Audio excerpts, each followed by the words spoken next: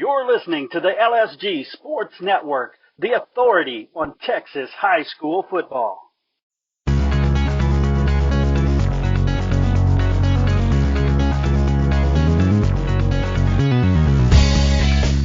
Welcome to the Texas High School Football Coaches Show on Lone Star Gridiron. I'm Chris Daly, and it's my belief that the men that make up the fraternity of Texas high school football coaches are much more than a bunch of thick-necked guys with whistles. They do so much more than teach technique and the X's and O's of football. They take young boys and change them into young men of character. They get kids to believe in themselves, to trust others, and to put others ahead of themselves. Texas high school football coaches are unique in how they impact the lives of these athletes as well as the generations those kids touch. In this show, I sit down with a different Texas high school football coach each time and learn about them. Not their record, not their on-field accomplishments, but who they are and what they believe and what it means to be part of the greatest sport in the greatest state.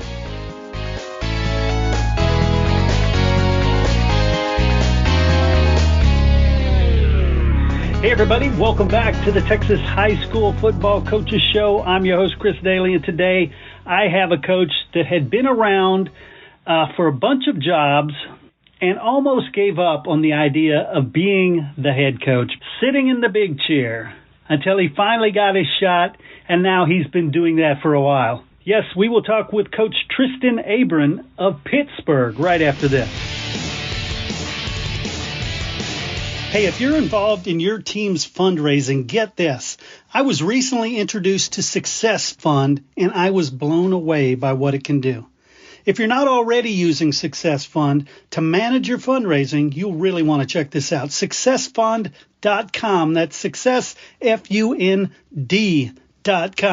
It's not a specific fundraiser, no. Now, Success Fund is a platform with free tools that makes it easy to run whatever fundraiser you're already planning. Sponsorships, donations, camps, clinics, whatever it is. Success Fund makes it 10 times easier. Plus, schools use it to accept Venmo, which is otherwise not an option. Because so many thousands of fundraisers have been through their system, these guys know what works and what doesn't. And they just put out a free high school football fundraising guide. Yeah, you can go and download the guide for free at successfund.com/football. It takes 2 seconds to grab it. Again, you want to be sure to check these guys out. But at the very least, go grab this free football fundraising guide at successfund.com/football. I want to give a shout out to our sponsor, Power Plus Mouth Guard. What is that? Well, it's a mouth guard that helps you perform better and also increases your strength, your balance, your stamina, reduces the G-forces which are found in concussions. And the way it does that is it aligns your jaw properly. So this mouthpiece not only protects you, but it's going to help you breathe better. And that's really what it comes down to. It puts your airways in a better alignment, and so that helps you breathe better. That helps you have better balance, helps you have better stamina. The more oxygen getting to your brain, the more oxygen getting to your muscles, and that's where this mouth guard can help you. So you can check them out online. Just go to powerplusmouthguard.com. All you have to do is hit / and shop, and it'll show you all the mouthpieces they have. But check them out and check out the website. Dr. Michael Hutchinson is the one who has designed this new technology, and I really do think it is very forward-thinking in helping reduce concussions, in helping you be more alert late in the game when you're going to be tired, your muscles are tired, lack of oxygen is starting to affect you. This mouth guard will help you in getting more oxygen to you. So check them out, powerplusmouthguard.com. All right, everybody join me in welcoming Coach Triston Abron to the show. Coach, how are you doing today? I am doing fantastic. It's a great day to be Pittsburgh Pirate and be able to visit with you all on the podcast. You bet. And we will get to the Pittsburgh team eventually, but first I want to go way back. Yeah. When did you as a boy discover the game of football? Discover the game of football. Well, so a little bit about me is I was born and raised in Sulphur Springs, Texas. I'm a product of Hopkins County, and growing up at that time, in the mid '80s, they decided to start a flag football league in Sulphur, and whenever they started flag football, I was around 5 or 6 years old, and that was my introduction to organized football. Now I have an older brother that of course, whenever you're at home and he's 3 years older than you and obviously bigger than you, then you always run the ball and he always hits you. So right. Unorganized football, that was already played in the house and along with some friends in the neighborhood. But whenever they started the organized flag football in Sulphur, I jumped in, and my parents were very supportive, and that's where football started for me. And man, I fell in love with the game. I can't speak highly enough of the game and how it prepared me to be a man and to take on life. So. And I assume you played at junior high school. Talk about your playing career. I did. So I played, like I stated, I was born and raised in Sulphur Springs, so I played in Sulphur Springs at the junior high level. And that, as a matter of fact, I can tell you right now, in 7th grade, I can remember telling our junior high coordinator, his name was Rusty Womack. I can remember telling him, Coach Womack, I'm going to be a Dallas Cowboy one day. And he said, well, hey, that's a great goal. He said, now make sure you have another plan just in case that doesn't work out. And I mean, right off the bat, my next statement was, well, if I'm not a Dallas Cowboy, I'm going to be a coach. And so it was one of those situations where I truly feel that God put it in me a long time ago, what I was created for. Now, obviously, it would have been a lot of fun to be maybe in the Hall of Fame of the NFL and all that kind of good stuff, but that was not the path He chose for me. So we went the other path of coaching, and I was raised in this business through playing and coaching under some great mentors in Sulphur as well as outside of Sulphur Springs. But the great James Cameron, I never got to play for him, but I can recall being in 8th grade whenever he suddenly passed away in Sulphur Springs, and I can recall being in 8th grade and that was one of my big dreams and goals was to play for Coach Cameron. And when he passed away and Chuck King took over, Coach King didn't miss a beat. And he did a great job of mentoring and molding not just myself, but hundreds of other young men. And whenever Coach King decided to get out, one of my true heroes to this day, Dwayne McMeans, took over, and heck, I still talk to Coach McMeans probably, definitely once a month. But we formed an unbelievable relationship, and he's definitely still a man that I call on to give me great advice, along with Coach King and some other coaches, that coached me and that I played for and helped me to fall in love, even more in love with the game of football and the unity that comes from it with those guys that you're still just great friends with, high school and college. Those are my years in Hopkins County of football. And then I was blessed to go to Louisiana College, and Marty Secord was the head coach at Louisiana College, and Coach Secord was actually at McMurray before he went to LC, and it was crazy because he was recruiting me from McMurray, and Coach Secord did a great job because he was one of those coaches that he called definitely once a week, sometimes twice to 3 times a week. And all of a sudden, I stopped hearing from him. It was like a 2 to 3 week time span, and I'd never heard from him. And then all of a sudden, he called me again, and I'll never forget this. He called me on a Sunday night. I was at my grandmother's house, and we would always go to my grandmother's house on Sunday night after church and hang out there before we went home to begin the next week. And my grandmother, her phone rings, and mind you, this is obviously pre cell phone and internet and all that kind of stuff.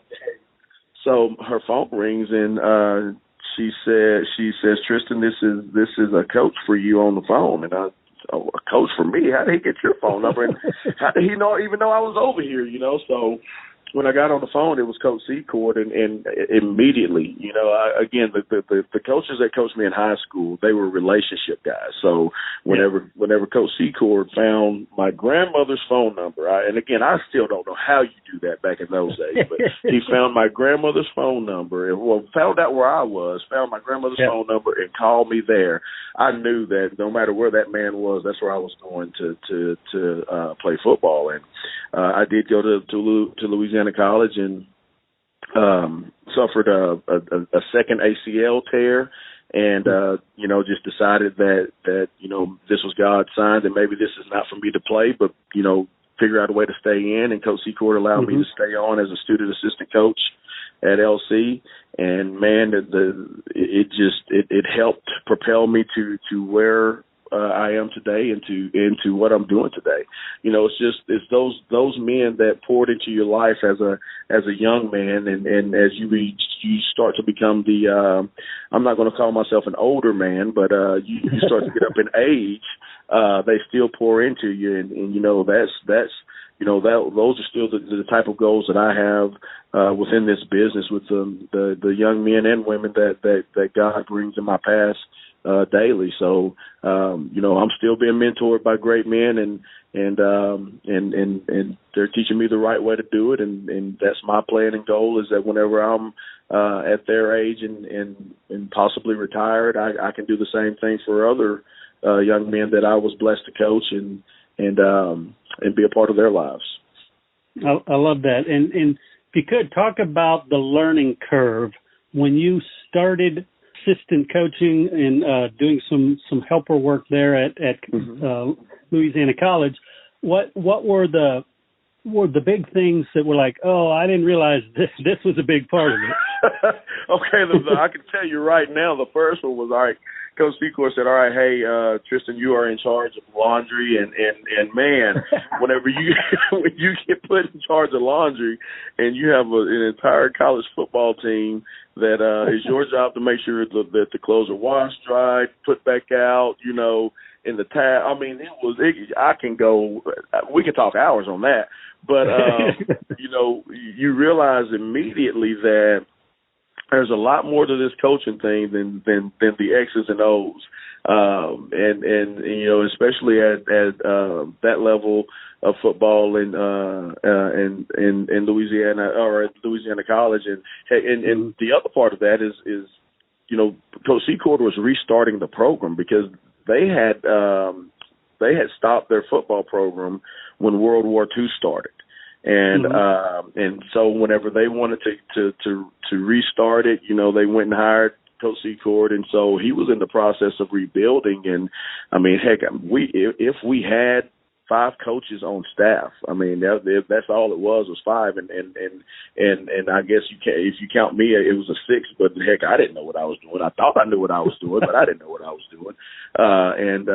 So, man, you talk about all the grunt work that you don't realize takes place inside of a field house, and then all the hours upon hours of breaking down film. I mean, you didn't have huddle then, so I mean, you said you had heck 5 VCRs stacked on top of each other, and oh my God, the work was endless, so it was definitely one of those situations where I was going to figure out real fast if this was not for me, and but man, I enjoyed every minute of it, and from like I stated, from washing laundry to scrubbing a toilet to airing up footballs to, hey, you got the corners today, you take them through the drill, all of it, and to me it truly in my opinion taught me how to, number one, humble yourself and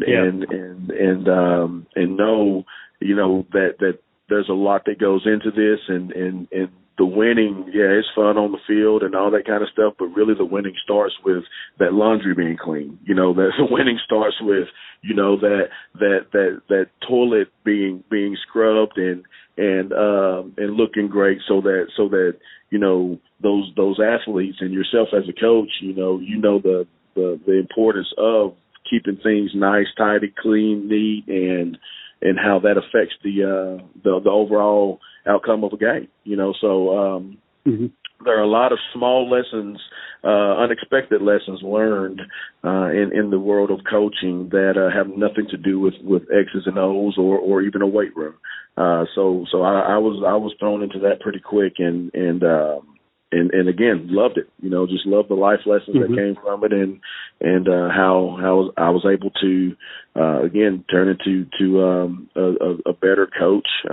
You know, and man at that. So.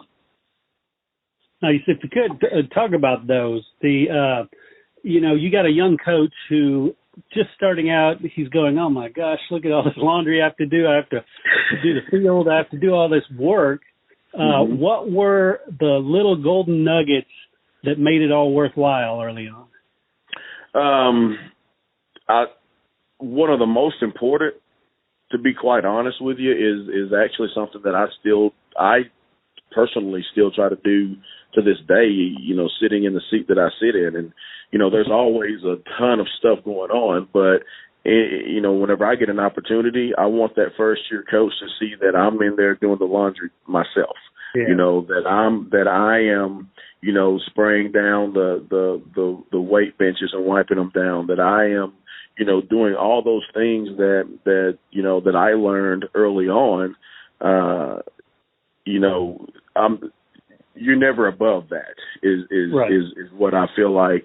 One of the biggest things that a young coach can understand is that no matter what your position is, no matter what your title is, no matter and you know, I said title and it kind of triggers the word entitlement with me, and I can go into a whole, again, 2-hour soapbox lecture on the world of entitlement that I feel like, you know, we're in the state of our country right now. But there's a lot of entitlement that is, in my opinion, preventing you know, young men at that from being as great as they can possibly be, because, you know, they believe that they're above something, or that they believe that someone owes them something. And, you know, I tell a lot of these young coaches quite often, you know, I applied for 17 head coaching jobs and never got an interview. And the 18th one is the one that called me back, or called me and said, hey, we would like to bring you in. And, you know, my mindset was, if you ever allow me in the door, I'm fixing to make it real hard for you not to ask me to come work for you. And that was the case. And, you know, so it was, you know, so some of these youngsters, man, they believe that, you know, because of who they are, who they played for, where they came from, you know, whatever the case may be, you know, they deserve things, and that's not, you know, that's not truly the way of the world. And if you do happen to fall into that situation, then, you know, I hate to say it, but good luck on success. You know, there's a reason why, you know, 80-some-odd% of people that win the lottery end up bankrupt, you know, is because, heck, you didn't work for that money. Whenever it's just something different about sweat equity. And once you put that time in, and you know, you just have a different respect and a different outlook on what it takes to be successful. So, you know, those are the small things that I think are important for young coaches. Heck, we're doing a book study right now with our athletes, and the coaches are involved in it, and I like to do that because I know that the coaches are, you know, if they're involved in leading, then they got to learn and prepare and have an opinion based on what we're doing or what they're talking to their groups about. And one of my favorite books ever, you know, people who've ever heard me talk, they know that, man, he's always going to talk about chop wood, carry water. And, you know, that's my favorite book. And heck, I read it a couple of times a year just because is kind of like the Bible to me, man. You read the Bible, you read the same verse, no matter how many times you read it, man, there's going to be something different you get from it. And to me, that's kind of how this book is. It's no matter how many times I read it, there's something different that I get from it that I feel helps me to be a better man, a better coach, a better dad, husband, all that good stuff. So in doing that, I think by not necessarily forcing, but yes, forcing the coaches to do it as well. They learn that process of falling in love with the process of becoming great as well, and the nuggets that they get from that is unbelievable. So I think that that's one of the major things about being in the position that I'm in, is coaching coaches just as much as coaching kids and helping them to make sure they're doing it what I would consider the right way. Because I tell them all the time, man, whenever I stand before my Creator, He's not going to ask me how many football games you won.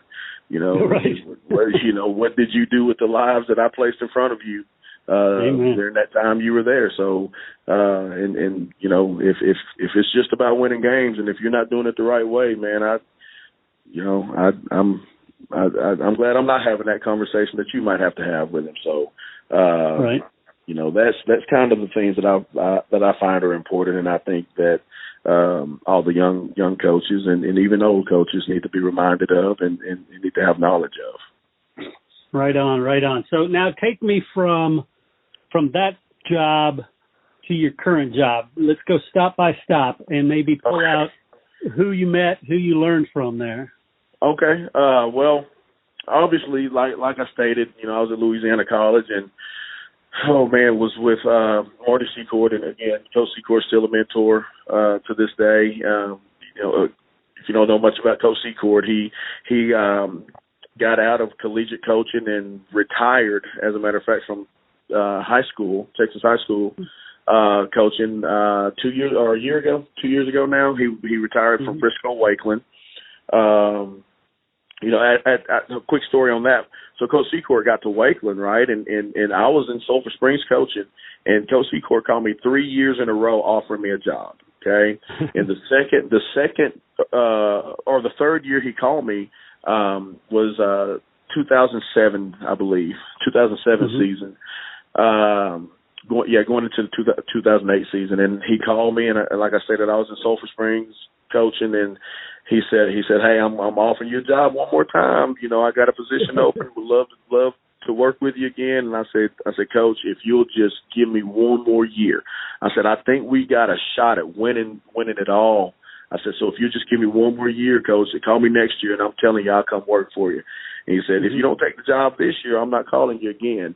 And I was like, "Oh, Coach," and I laughed it off. And sure enough, Sulphur Springs, we won the state championship 2008, and that season's over, and I called him. I called Coach Secord. I said, "Coach, I told you, we were going to win it. So, if you got something that comes open, I think I'm ready, man. I'm ready for the next step.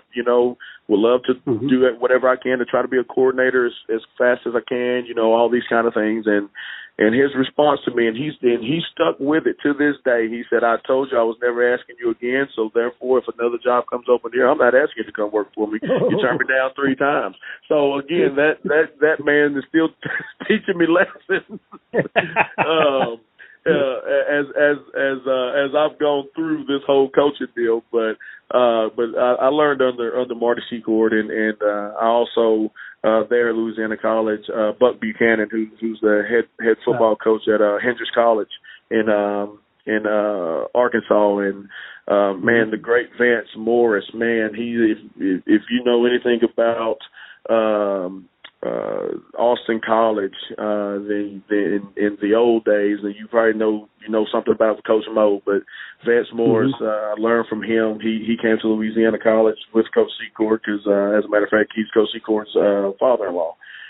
So right off the bat, I'm learning from some great guys and being around some great guys with great work ethic and loving on young men and loving teaching them how to be great men. But whenever I left there, I went back home, and Coach McMeans was the athletic director in Sulphur. Brad Turner was the head football coach. When all things are equal between coaches and players and situations, what is the big difference in a winning program and a losing program? Well, I tell you, I think a big factor is the information you have available as a coach. And our sponsor, Optimum Grading, can do so much to help you have that information. They provide a comprehensive, fully customizable web application designed from a coach's perspective to analyze the players based on what the coach is teaching. By default, players are evaluated from their alignment, assignment, technique, effort, and production result. And through reports, a coach can understand where the player is exceeding and where he is struggling. But as I talked with the founder, what I discovered was what makes this system different than any other tracking system is that it is so customizable. You can decide what's important to you, and you only have to track those factors that you find important. This powerful platform integrates play data with the coach's input on every single play and ultimately allows the coach to run detailed reports to uncover how the players are performing overall and in situational football. It's really good stuff. Check it out, OptimumGrading.com. I tell you, this is a tool that will separate winners from losers. I went back home, and Coach McMeans was the athletic director in Sulphur. Brad Turner was the head football coach, and Coach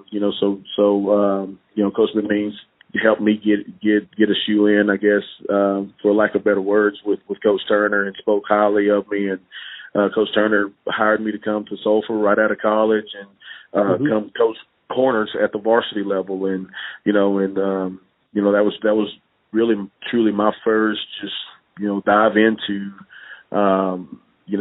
here we go, Texas high school football, and learned some great things from Brad, and at that time we had our defense was ran by we had defensive coordinators, Dean Lassiter and Rodney Bartholomew. They ran the defense, and you talk about, again, taking me under their wing and teaching me the right way of doing things, and being patient with me as I was learning. Because again, as a young coach, man, you think you know it all, and you learn.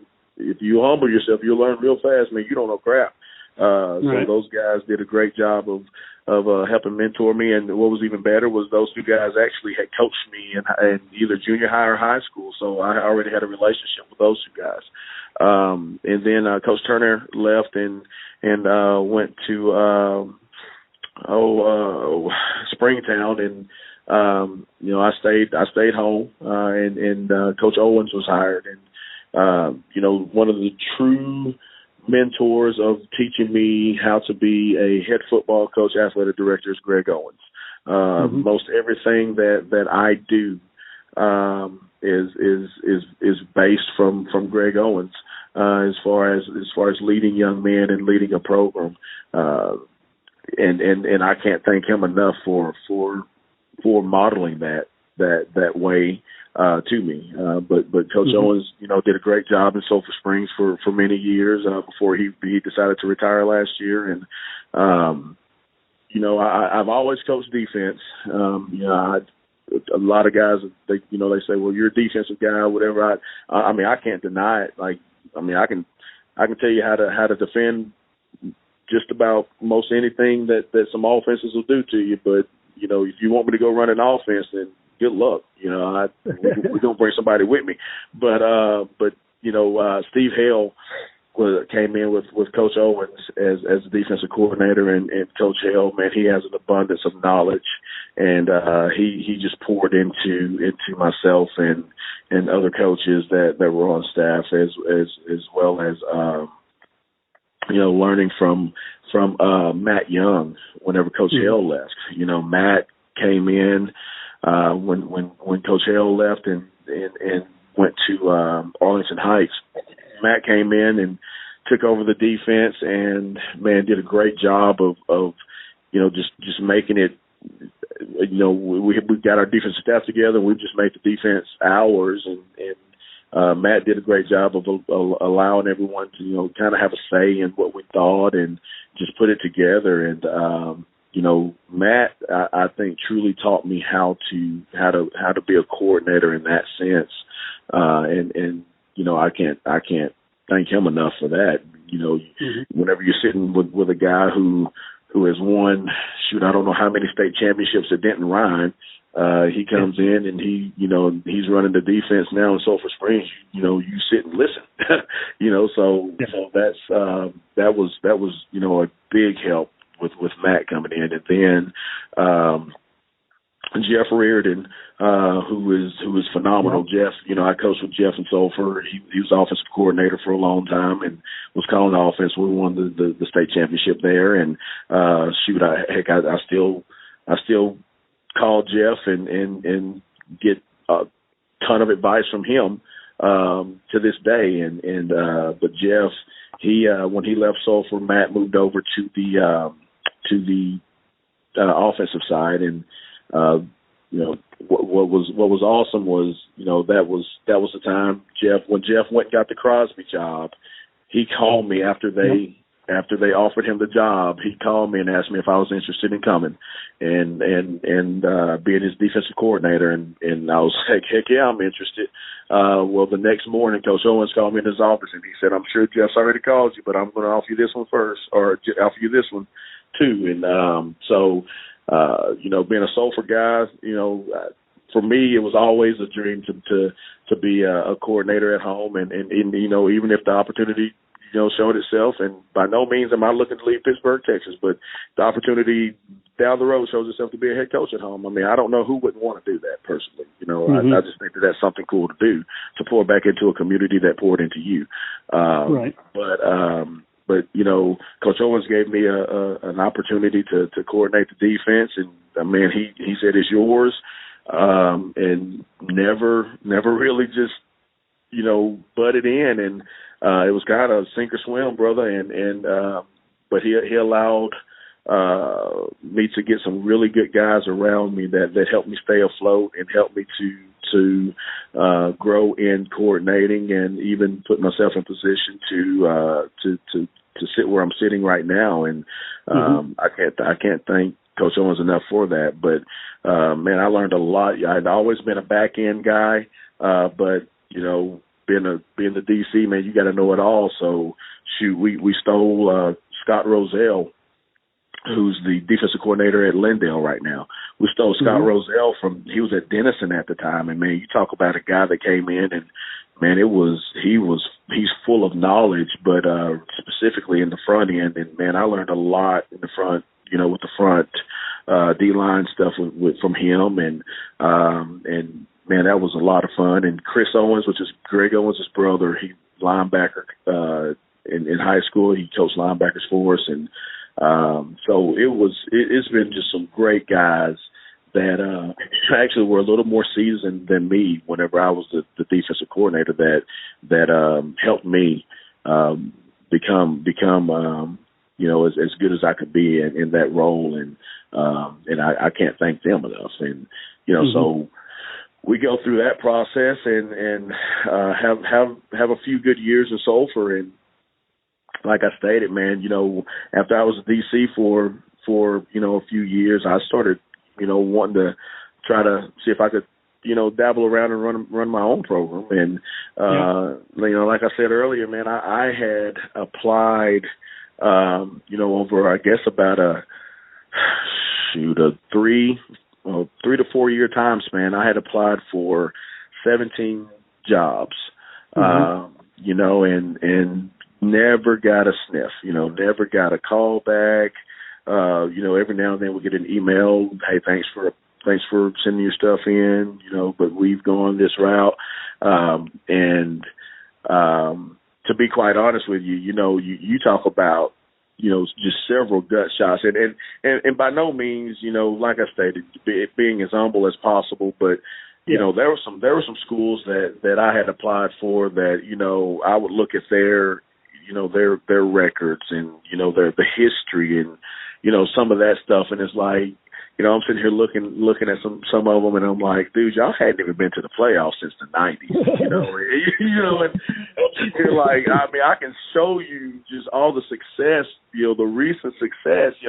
I've learned from some great guys. I could bring this to you, and you won't even give me, the time of day. And I'll be honest, man, that was pretty disheartening. It really was. Sure. It was a gut shot, and there were several conversations and pillow talk with my wife about, man, heck, do I just need to get out? I mean, it was very disheartening, and but at some point in time, it's one of those, hey, man up, and when it's your time to go somewhere, God's going to put you there.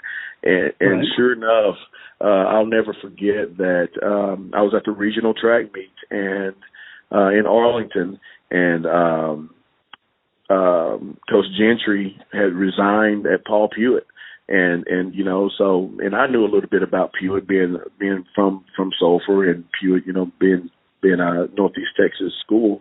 I knew a little bit about it, but I didn't know a lot about it. I knew that they were traditionally good and all that kind of stuff, but didn't think much more about it. So a gentleman that was a assistant principal at the junior high had contacted me and said, and he's a Pewitt guy. He contacted me. He said, "Hey, you need to apply for that job." Mm-hmm. And I said, "Oh man, Coach, I don't know if I should apply for it." And he said, "You need to apply for the job." He said, "You're what they need." He said, "I watched you in Sulphur." He said, "That's my home. You're what we need." So I went and talked to my wife about it, and I was like, "Babe, I'm gonna put my name in this one, and if I'm done, if whatever, I'm done. If nothing happens, I'm just gonna stick with being at the coordinator in Sulphur and continue to do what I love, and see what happens from there." And I applied, and a couple of weeks later, I got a call. "Hey, we would like to interview you." And like I stated, from there, you let me in the door. I'm fixing to make it tough on you, and I did, and was blessed to get the job. And man, you talk about, it was the right job, because I was in my family still calls that community our second home, because we just found there was just so many people there that just fell in love with us and embraced us when we got there, and we still call friends, So it was definitely where God needed us to be, and they knew what we needed, and it allowed me to learn to be a head football coach and a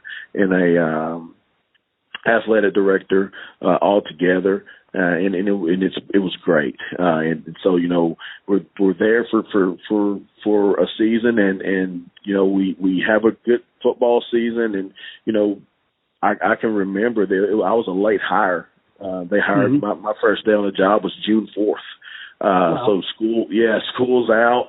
I'm still needing to fill, I think, 3 coaching spots, and it's kind of nuts, but it's crazy the way it all worked out. And, we had a good football season that first season. Heck, I can't remember. I think we lost 2 games in district.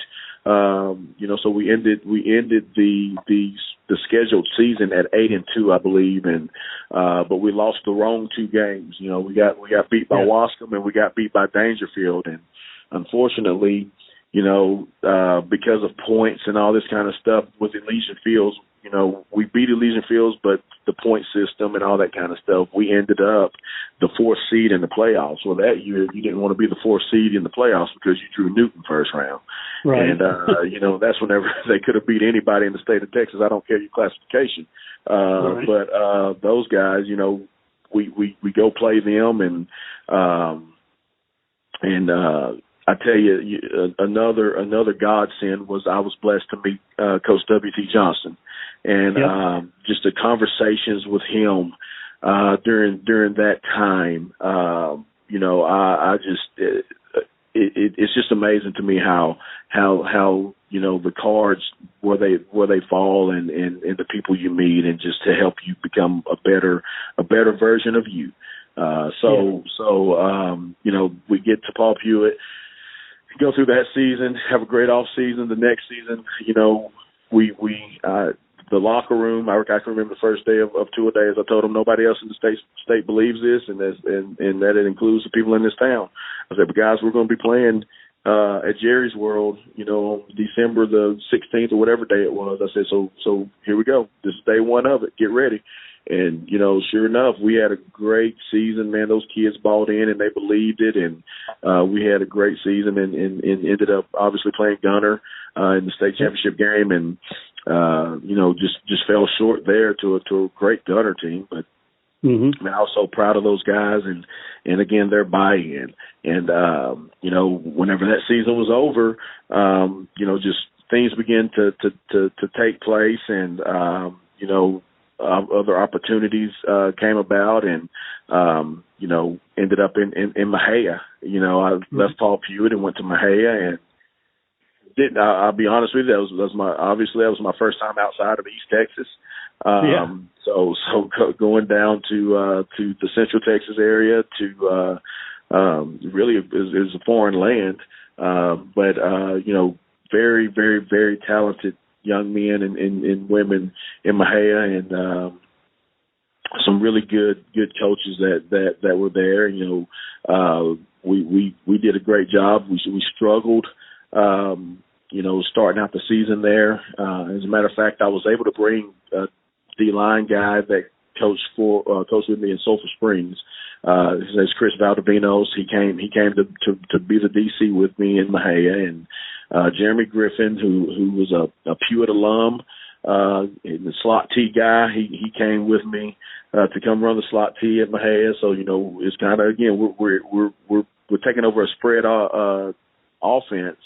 Or traditionally spread offense, and teaching them the slot T and teaching them, our form and style of defense, and those kids that I'll be honest, they were reluctant to the new offense, but once they saw the success that could come from it, they started to buy in, and and the buy-in came at the right time, because when district came, we peaked, we were still climbing and starting to get better and better, and heck, went 5-0 and we're undefeated district champs, and went into the first round of the playoffs, and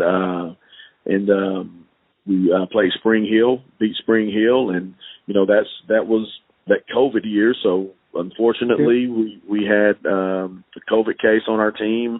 Heck, I'll never forget. We're fixing to play Sunnyvale that second round game, and one of our athletes calls and he says, "Coach, I just tested positive for COVID." We're round 2 of the playoffs, and this is our first positive COVID case the entire school year on our team. So I called the superintendent and told him what was going on, and beyond my control, there were decisions that were made that we had to forfeit, that game, and we weren't able to continue on. But that time there went on, and it was obviously it was some ups and downs, rough times, throughout that season and time there. And I'll be just completely honest with you, there were many times I was questioning God, why in the world am I here? But unbeknownst to me, during that COVID time, just a quick story on this. My dad, who man, you talk about your number one fan. He actually got COVID and ended up having a massive stroke during that time. And so while I was in Mahia, and heck, a lot of people didn't even know this, but my dad was living with us, my wife and I and our kids in Mahia, and my wife was his caretaker. He was completely paralyzed on the left side of his body. Nonverbal. It was a really tough situation, and so whenever I'm praying like, God, why do you have me here, and all that kind of stuff, I realized that he put me in a place to where I could do what I was doing and be able to do what I was doing to help take care of my dad. And you're talking about truly a blessing. My dad actually passed away this past June, but there was, that was a year's time span that he was able to be with me, and I was able to see him every day, prior to that taking place. And I'm so grateful for that. But we were in Mahia, and Pittsburgh opens up, and heck, I had already stolen a guy from Pittsburgh and brought him to Mahia with me. His name is Jared Tucker. And when Pittsburgh opened up, I said, "Hey, Tucker," I said, it'd be nice to get closer to home, get back closer to home. And I said, "Is Pittsburgh a good job?" And he looked at me and he said, "If you hadn't already applied, you're crazy."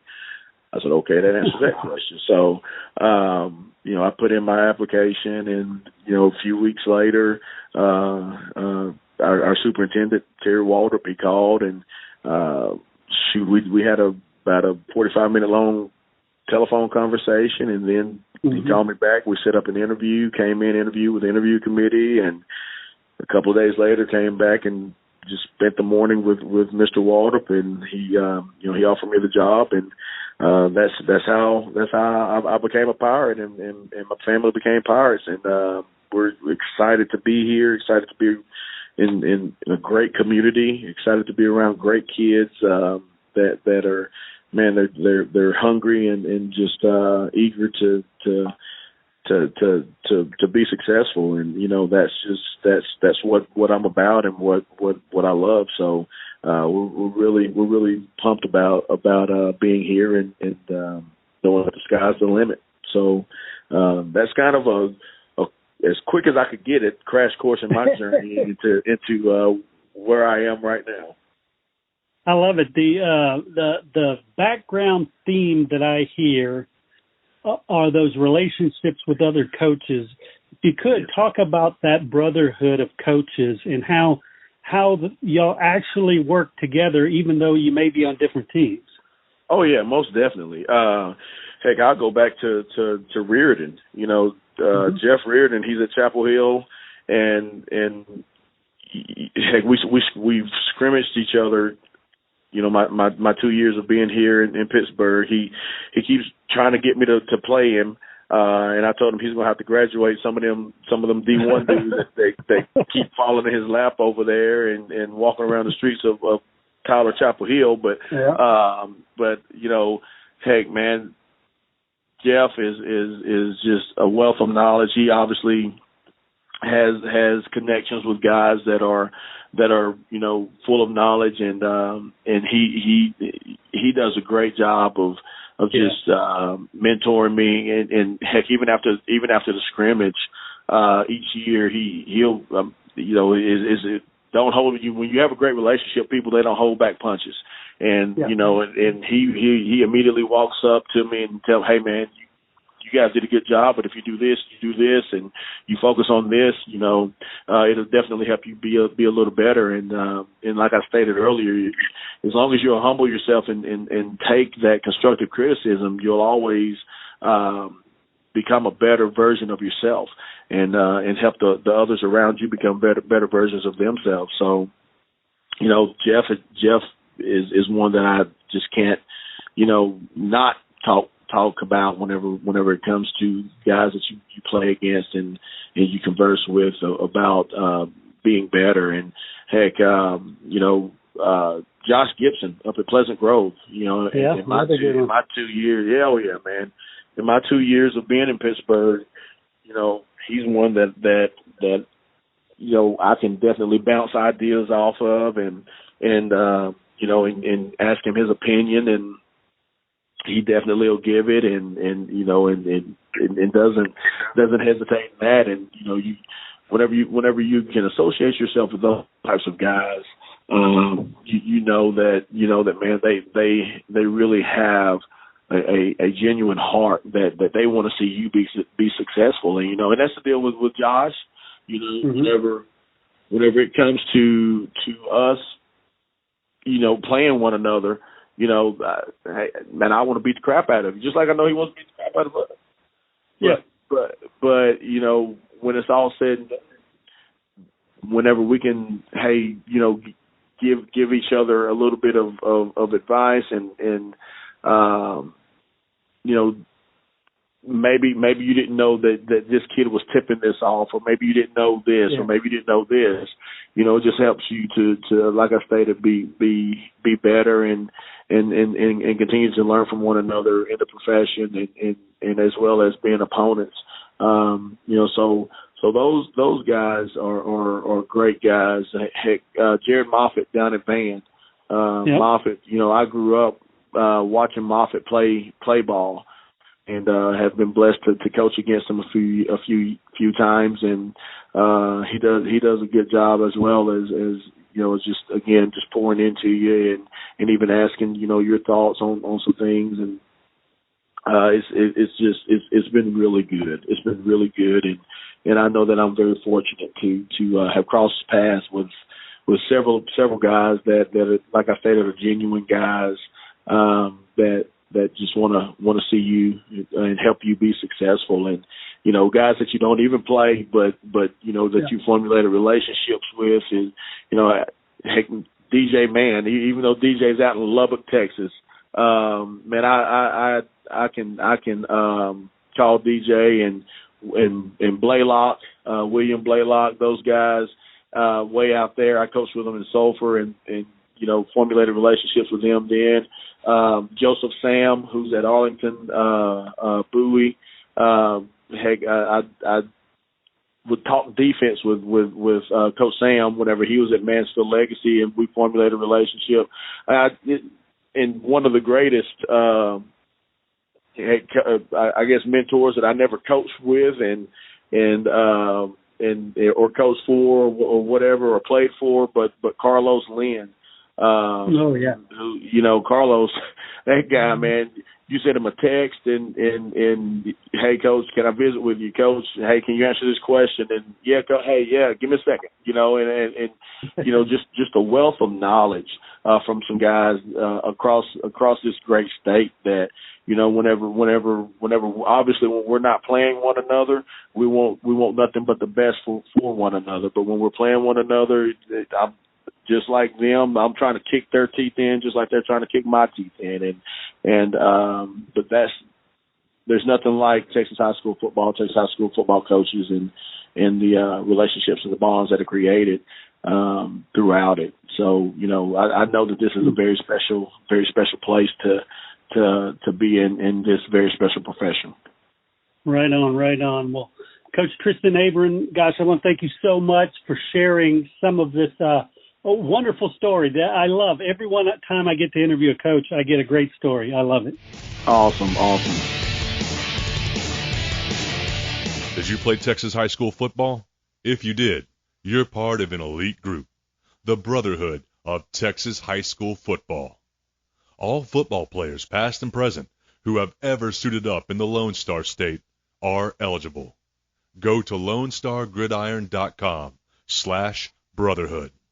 And thank you for the part you played in the greatest sport in the greatest state. Until next time, I'm Chris Daly, and we'll see you at the game.